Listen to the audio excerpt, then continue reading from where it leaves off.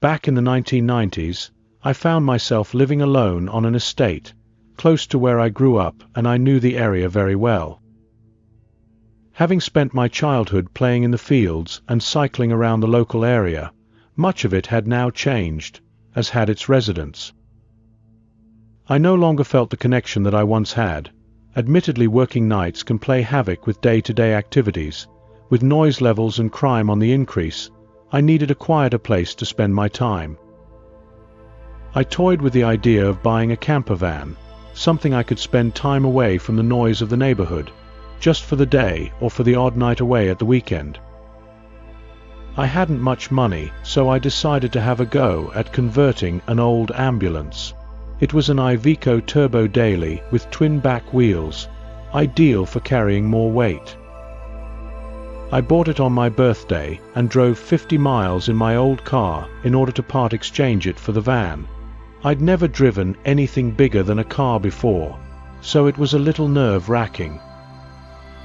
I was stopped on the way back, and the officer noticed that I was displaying my old car tax disc. Thankfully, the officer was understanding as everything else checked out okay, so it was just a friendly warning. Whatever happened to those? My first job was to demolish half of the front garden wall to fit the van in, at least to make it easier to work on and would perhaps upset the neighbors a little less.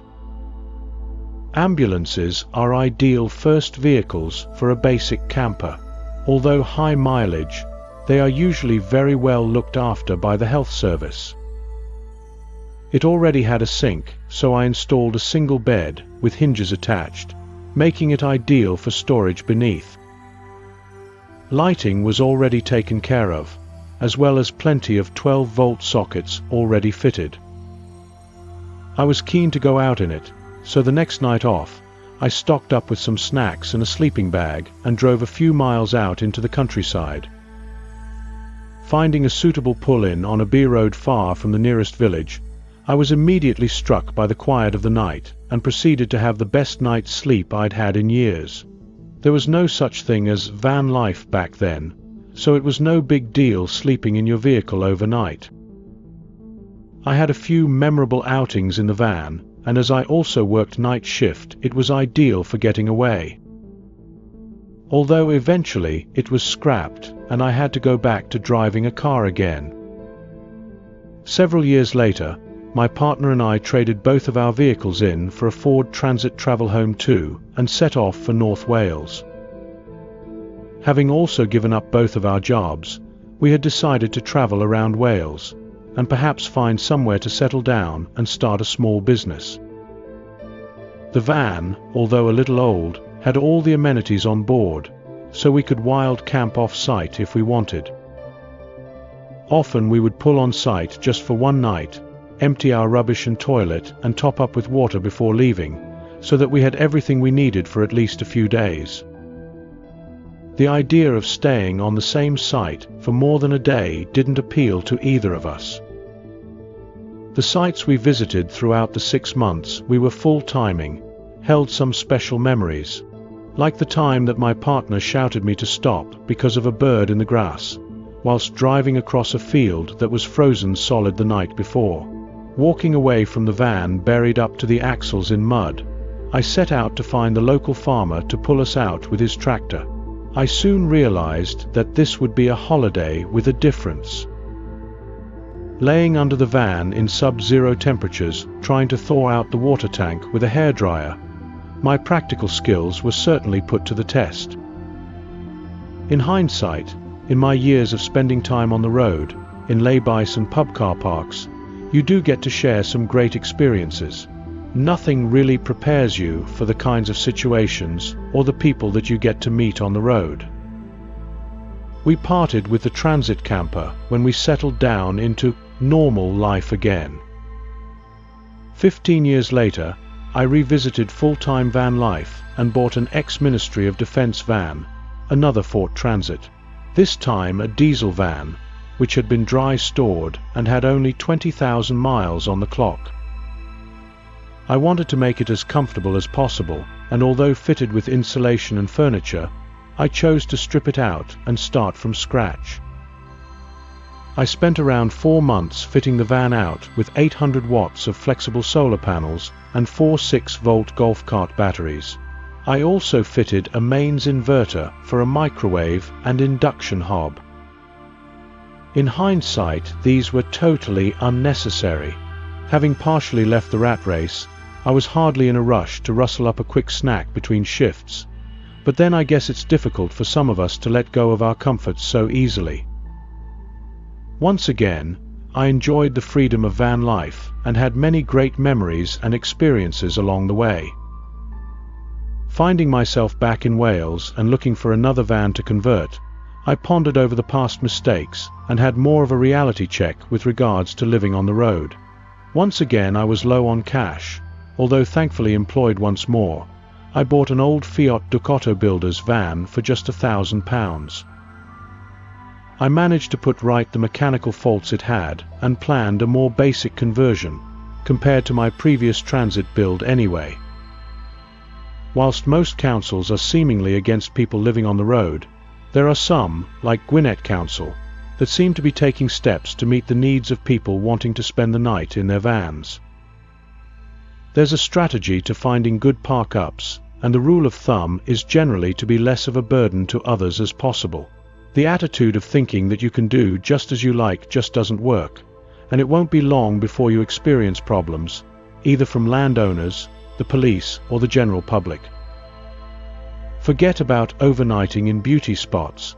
Some are okay, but the majority will have signs or barriers.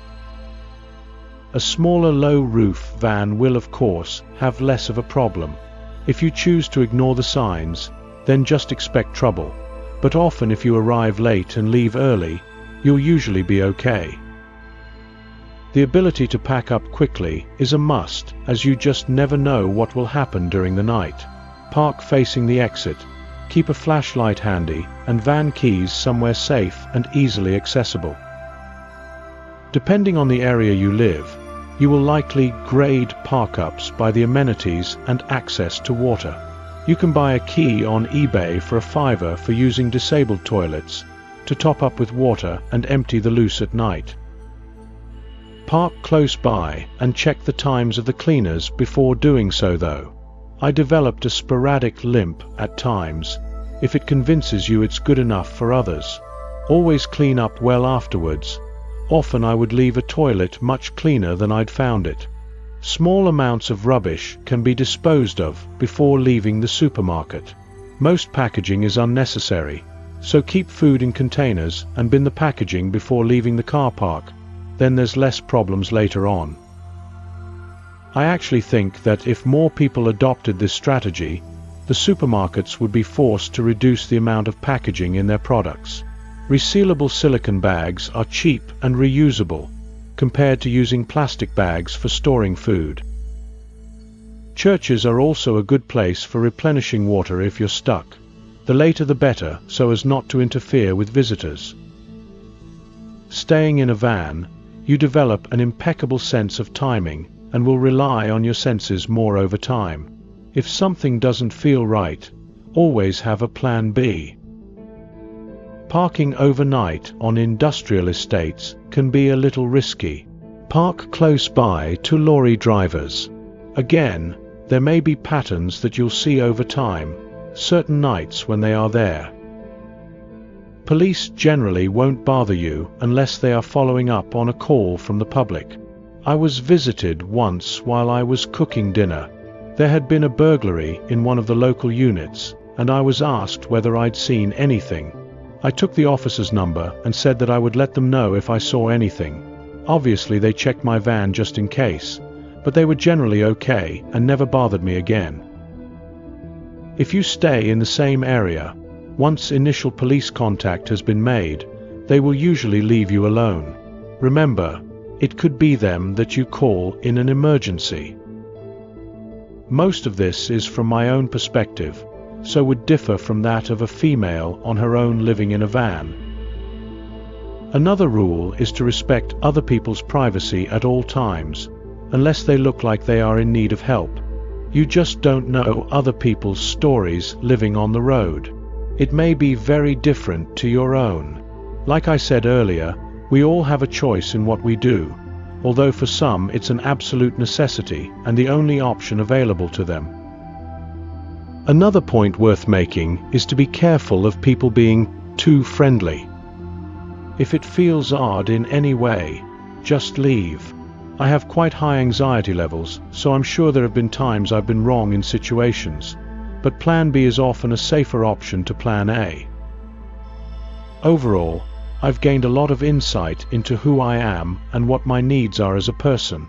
Whilst you shed a lot of things when you move into a van, you also simplify your life into the basic needs. The patterns you develop in society, do this at this time and that on that day, all seem quite absurd. You have more control of your life, less of a need for money, and more aware of each moment. You may also find yourself reflecting back to your previous life, as it has now changed into something very different. Of course, there are many types of van life, depending on the type of individual and reasons for wanting a van. Check YouTube for real, less fake people, and you'll find their stories, each very different, but with some similarities. Many van lifers don't use social media, for the same reason that they live in a van, to be as far away from the norm, although once you observe life from the inside of a van, the norm is actually quite strange, and can be mildly entertaining. My main take on full-time van life is that once you enter it, you experience life through completely different lenses. The tagline, "One life, live it," you see stickered on people's vans, is actually quite appropriate.